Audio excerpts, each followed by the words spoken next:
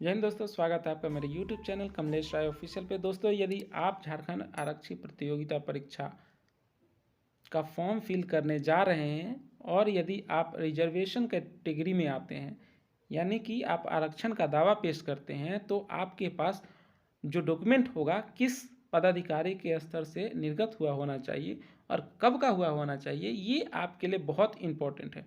यदि आपके पास पहले से बना हुआ है तो आप इसको जांच कर ले कि कब का बना हुआ है और किस पदाधिकारी के द्वारा निर्गत किया गया है।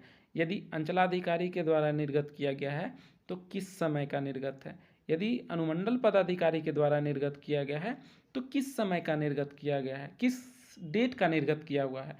क्योंकि आपके इस विज्ञापन में साफ साफ शब्दों में आपको ये बताया गया है कि इस समय का होना चाहिए। यदि आपके पास उस समय का नहीं है तो आपका वो अनवैलिड हो जाएगा, यानी अमान्य नहीं होगा।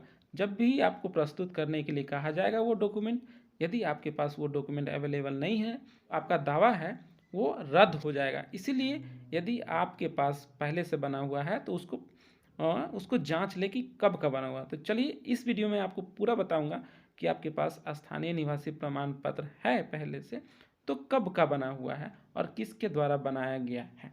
तो चलिए वीडियो की शुरुआत कर लेते हैं। वीडियो की शुरुआत करने से पहले यदि आप इस चैनल पर नए हैं, पहली बार मेरे चैनल को देख रहे हैं, तो कृपया करके चैनल को लाइक कर दीजिएगा, सब्सक्राइब कर दीजिएगा, प्रेस कर दीजिएगा बेल आइकन को, ताकि आने वाले हर एक नोटिफिकेशन आप तक पहुंचती रहे।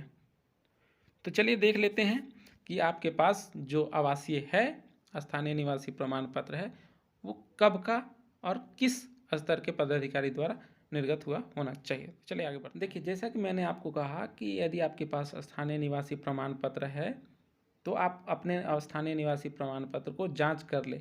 यदि आपका प्रमाण पत्र अनुमंडल पदाधिकारी के स्तर से बना हुआ है तो 2/6/2016 या उसके पश्चात का बना हुआ होना चाहिए।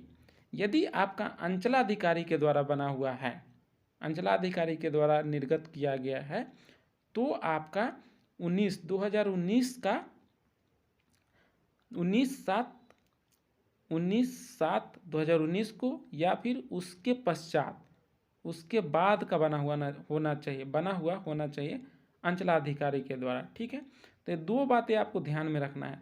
यदि आप अपने प्रमाण पत्र में देखेंगे, मोहर देखेंगे, साइन देखेंगे कि किसके द्वारा बनाया गया है। यदि अंचलाधिकारी के द्वारा बनाया गया है तो 19/7/2019 को या फिर उसके बाद का बना हुआ होना चाहिए।